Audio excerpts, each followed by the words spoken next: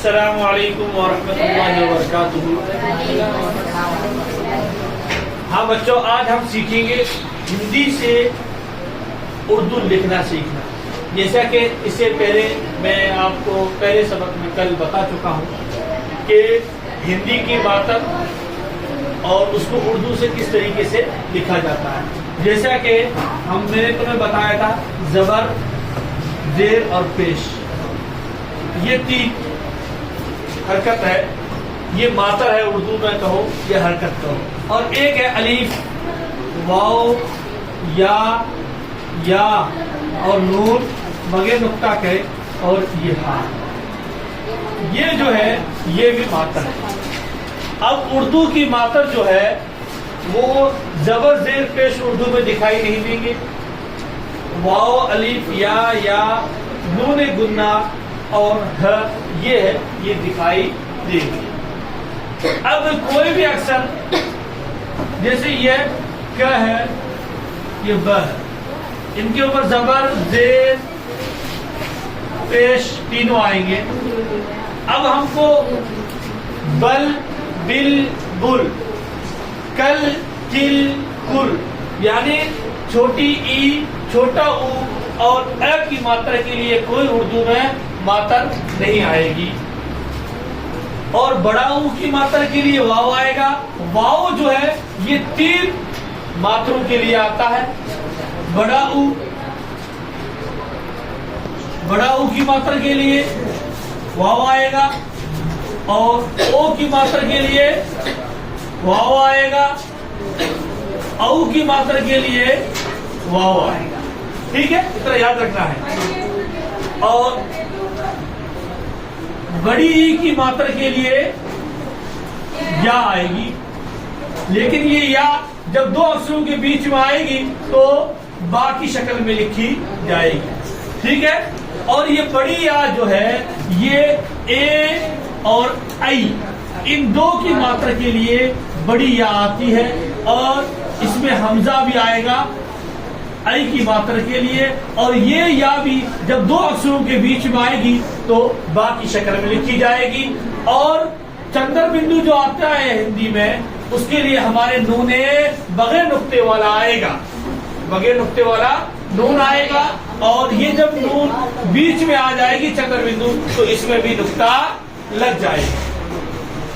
अब हम लिखेंगे, अब तुमको भी लिखना है साथ में कि जैसे मेरे पास कल कुल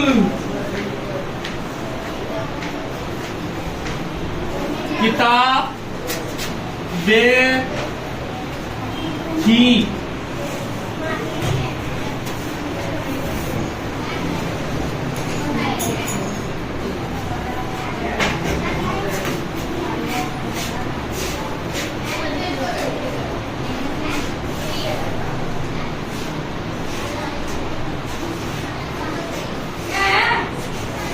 अब इसको हम उर्दू में लिखेंगे। कैसे लिखेंगे? पहले मीम को आधा लिखेंगे। देखो अभी जब मीम को आधा लिखा, उसके बाद क्या आएगा? या। हाँ, आधी आएगी क्योंकि बीच में आ गई या, तो इसकी बाकी शक्ल में लिखेंगे। उसके बाद क्या आएगा? इसकी तरह जुड़ जाएगा। ठीक है। उसके बाद क्या आएगी? बड़ी या। पूरी लिखी जाएगी, आधी पूरी। ये हो गया मेरे पास। फिर उसके बाद क्या लिखेंगे? आधा अलीफ, शाबाश। बाद में तीन। फिर क्या आएगा? काफ। एक और बात तुमको मैं पॉइंट की बात बता रहा हूँ, इधर देखो कि ये काफ जो है, ये काफ और ये गाफ, ध्यान से सुनना।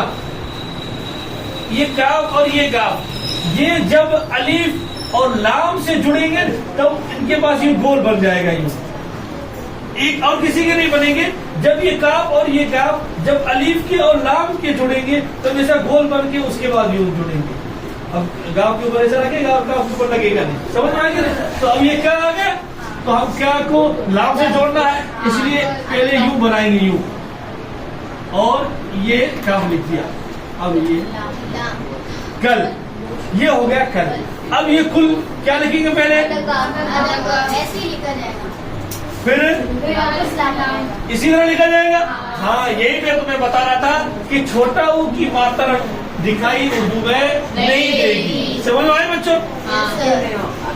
देखो ये भी इसी तरह पहले हम गोल बनाएंगे और का लिखेंगे और उसके बाद ये लाम। ये कुल हो गया, कल कुल। अब किताबें में क्या लिखेंगे, आधा काफ। मात्रा लगेगी नहीं, उर्दू में मात्रा छोटी की मात्रा नहीं लगती है। उसके बाद क्या लिखेंगे, आधा तय। उसके बाद क्या लिखेंगे, अली। उसके बाद क्या लिखेंगे, कैसे आप बताओ क्या करना लगेगा, बे के साथ तो बात को पूरा लिखेंगे, आधा। हाँ, पहले आधा बे लिखा, उसके बाद आधे या पूरी आधा, शाबाश। हाँ, अब लास्ट में पूरा इस तरह लिखना है। समझ में आई बात? अब उसके बाद क्या है, पहले क्या लिखेंगे, बोलो, तय लिखेंगे। हाँ, तय के साथ अब तय बनाने के लिए क्या करेंगे, दो तस्वीर जोड़ेंगे, तय के साथ दो तस्वीर को जोड़ेंगे। ये तय के साथ दो तस्वीर को जोड़ा, ये तय हो गया। अब पूरिया, अरे देखो,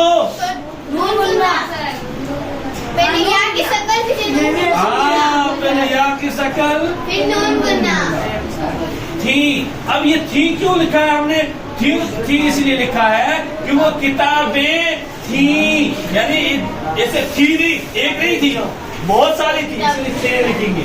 समझ में आएगी नहीं, ये फर्क होता है बोलने में। एक जैसे ये होता है, एक है, दो है, ये चिन्ह यानी बहुत सारे होते हैं। बहुवचन होता है, जमा होता है, उसके लिए है, और एक होता है उसके लिए है। तो अगर एक किताब होती तो लिखते किताब थी, और बहुत सारी थी इसलिए क्या कहें, किताब थी। समझ में आ गया? इस तरीके से बच्चों तुम्हें 5-10 लाइनें लिख के कराना है, ताकि अब समझ में आ गया कि कैसे लिखे जाते हैं उर्दू। बहुत आसान है और इजी है।